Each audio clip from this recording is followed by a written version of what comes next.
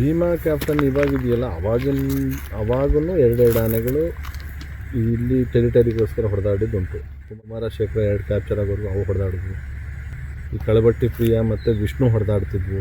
ಈ ಶ್ರೀಕಂಠ, ಈಶ್ವರ ಅವೆರಡು ಹೊಡೆದಾಡ್ತಿದ್ವು. ಧನಂಜಯ ಮತ್ತು ಲಕ್ಷ್ಮಣ ಅವು ಹೊಡೆದಾಡ್ತಿದ್ವು. ಗುಂಡ ಮತ್ತೂರು ಹೊಡೆದಾಡ್ತಿದ್ದು ಎನಿ ಟೈಮ್ ಹೊಡೆದಾಡ್ತಿದ್ವು. ಕರಡಿ ವಿಕ್ರಾಂತು ಹೊಡೆದಾಡ್ತಿದ್ವು. ಭೀಮಾ ಕ್ಯಾಪ್ಟನ್ ಇವಾಗಿದೆಯಲ್ಲ, ಅವಾಗೂ ಎರಡೆರಡು ಆನೆಗಳು ಇಲ್ಲಿ ಟೆರಿಟರಿಗೋಸ್ಕರ ಹೊಡೆದಾಡಿದ್ದುಂಟು. 2001ರಿಂದ 2003ವರೆಗೂ ಕುಮಾರಶೇಖರ 2 ಕ್ಯಾಪ್ಚರ್ ಆಗೋರು ಅವು ಹೊಡೆದಾಡಿದ್ವು. ಅದಾದಮೇಲೆ ಈ ಕಳಬಟ್ಟಿ ಪ್ರಿಯ ಮತ್ತು ವಿಷ್ಣು ಹೊಡೆದಾಡ್ತಿದ್ವು. ಎಲ್ಲಂದ್ರೆ ಅಲ್ಲೇ ಕುಸ್ತಿ ನಿಂತ್ಕೊಂಡಿರು. ಒಂದೊಂದು ಕಾಡಲ್ಲಿ ಅದೊಂದು ಕಡೆ ಆದರೆ ಇದೊಂದು ಕಡೆ ನಿಂತ್ಕೊಳ್ತಿದ್ವು. ಯಾವುದೋ ಒಂದು ಟೈಮಲ್ಲಿ ಜಗಳಾಡ್ತಿದ್ವು. ಅದಾಯ್ತಾ, ಅವನು ಹಿಡಿದಾಯ್ತು, ಕುಮಾರಶೇಖರನೂ ಹಿಡಿದಾಯ್ತು. ಅದಾದಮೇಲೆ ಈ ಶ್ರೀಕಂಠ, ಈಶ್ವರ ಅವೆರಡು ಹೊಡೆದಾಡ್ತಿದ್ವು. ಹೊಡೆದಾಡ್ತಿದ್ದ ಟೈಮಲ್ಲಿ ಧನಂಜಯ ಮತ್ತು ಲಕ್ಷ್ಮಣ ಅವು ಹೊಡೆದಾಡ್ತಿದ್ವು. ಅದೆಲ್ಲ ಆಯಿತು, ಮುಗಿದೋಯ್ತು ಅನ್ನೋ ಟೈಮಲ್ಲಿ ಕರಡಿ ಕ್ಯಾಪ್ಟನ್ನು ಮತ್ತು ಈ ಮತ್ತೂರು ಇತ್ತಲ್ಲ, ಮತ್ತೂರು ಕರಡಿಗಿಂತ ದಷ್ಟಪುಷ್ಟ. ಗುಂಡ ಮತ್ತೂರು ಹೊಡೆದಾಡ್ತಿದ್ದು ಎನಿ ಟೈಮ್ ಹೊಡೆದಾಡ್ತಿದ್ವು.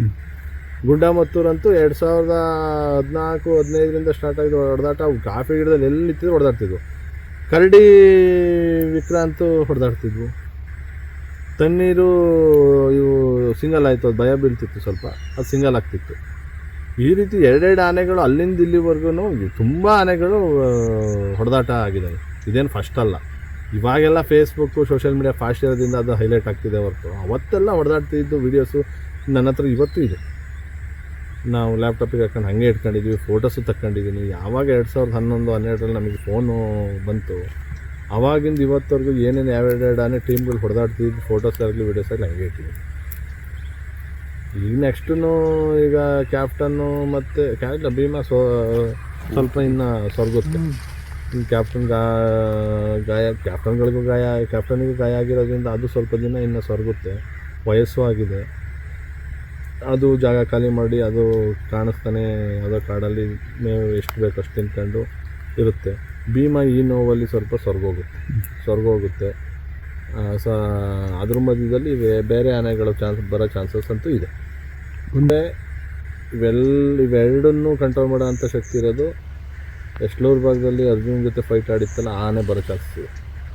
ಇಲ್ಲ ಬಾಣಾವರದಲ್ಲಿ ಒಂದಿದೆ, ಬಾಣಾವರದಲ್ಲಿ ದೈತ್ಯ ಆನೆ ಅದು ಕಾಳಿಂಗ ಅಂತ, ಆನೆ ಬರೋ ಚಾನ್ಸಸ್ ಇದೆ.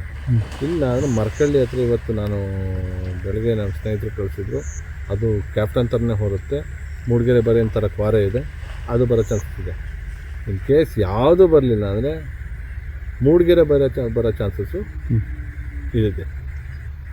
ಮೂಡಿಗೆರೆ ಬೈರ ಇಷ್ಟು ದಷ್ಟಪುಷ್ಟವಾಗಿರೋ ಕಾರಣನೇ ಆ ಪಶ್ಚಿಮ ಘಟ್ಟಲ್ಲಿ ಹತ್ತಿ ಇಳಿದು ದಷ್ಟಪುಷ್ಟವಾಗಿದೆ. ಆಮೇಲೆ ಅದು ಯಾವುದೇ ಹೆಣ್ಣಾನೆಗೆ ಕ್ರಾಸ್ ಮಾಡಿಲ್ಲ, ಅದು ಯಾವುದೇ ಟೀಮ್ ಜೊತೆ ಸೇರಿಲ್ಲ. ಆನೆ ಕ್ರಾಸ್ ಮಾಡಿದ್ರೆ ಯಾವುದಾರ ಆನೆ ಅದು ವೀಕ್ ಆಗುತ್ತೆ.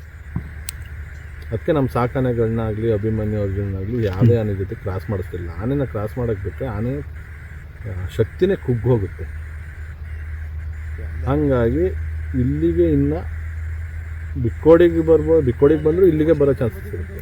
ಇಲ್ಲ ಇಲ್ಲಿಂದ ಬಿಕ್ಕೋಡಿಗೆ ಹೋಗೋ ಚಾನ್ಸಸ್ ಇರುತ್ತೆ. ಭೀಮಾ ಕ್ಯಾಪ್ಟನ್ ಇನ್ನು ಎಷ್ಟು ವರ್ಷಗಳಿರ್ತದೆ ಅನ್ನೋದಕ್ಕಿಂತ ಈ ಸೀಸನಲ್ಲಿ ಡಿಸೈಡ್ ಆಗುತ್ತೆ. ಇದು ನಾಯಕ ಆಲ್ಮೋಸ್ಟ್ ಅಲ್ಲೂ ಹೋದ ವರ್ಷ ಒಂದು 5-6 ವರ್ಷ ಭೀಮನೇ ಇದ್ದ. ಈ ಕ್ಯಾಪ್ಟನ್ ಅದನ್ನು ಡಾಮಿನೇಟ್ ಮಾಡಿದ್ದಾನೆ ಅಂತ ಅಂದಮೇಲೆ ಈ ಕ್ಯಾಪ್ಟನ್ ಆಗ್ತಾನೆ. ಕ್ಯಾಪ್ಟನ್ನ ಹೊಡೆದೋಡ್ಸೋ ಅಂತ ಕರಡಿ ಇದ್ದಿದ್ರೆ ಹೊಡೆದೋಡಿಸ್ತಿದ್ದ, ಕರಡಿ ಬಿಡ್ತಿರ್ಲಿಲ್ಲ. ಕರಡಿ ಇದ್ದಿದ್ರೆ ಕ್ಯಾಪ್ಟನ್ನೇ ಅಲ್ಲಿರ್ತಿರ್ಲಿಲ್ಲ. ಕರಡಿನ ಕ್ಯಾಪ್ಚರ್ ಆಗಿರೋದ್ರಿಂದ ಈ ಭೀಮಾ ಮತ್ತು ಕರಡಿ ಇದು ಕ್ಯಾಪ್ಟನ್ ಅಂತ ಆಗಿದೆ, ಭೀಮಾ ಮತ್ತು ಕ್ಯಾಪ್ಟನ್ ಅಂತ ಆಗಿದೆ. ಹಾಗಾಗಿ ಈ ಸಲ ಕ್ಯಾಪ್ಟನ್ ಗೆದ್ದಿರ್ಬೋದು. ಭೀಮಾ ಕ್ವಾರೆ ಬಿದ್ದಿರೋದ್ರಿಂದ ಭೀಮಾ ಇನ್ನು ಸೈಲೆಂಟ್ ಆಗ್ತಾನೆ. ಕ್ಯಾಪ್ಟನ್ನಾಗೇ ಉಳಿತಾನೆ. ಇನ್ಯಾವ್ದಾರು ನೆಕ್ಸ್ಟ್ ಆನೆ ಬರೋವರೆಗೂ ಕ್ಯಾಪ್ಟನ್ನು ಇರುತ್ತೆ. ಒಂಟಿ ಕೋರೆ ಇದೆ ಅಂತ ಹೇಳ್ಬಿಟ್ಟು ಏನು ಸುಮ್ಮನೆ ಇರಲ್ಲ.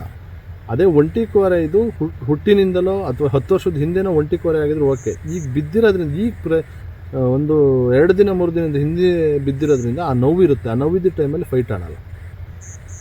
ಇಲ್ಲ ಮಸ್ತೇನಾರ ಜಾಸ್ತಿ ಆದರೆ ಅದನ್ನು ಹೇಳೋಕ್ಕಾಗಲ್ಲ.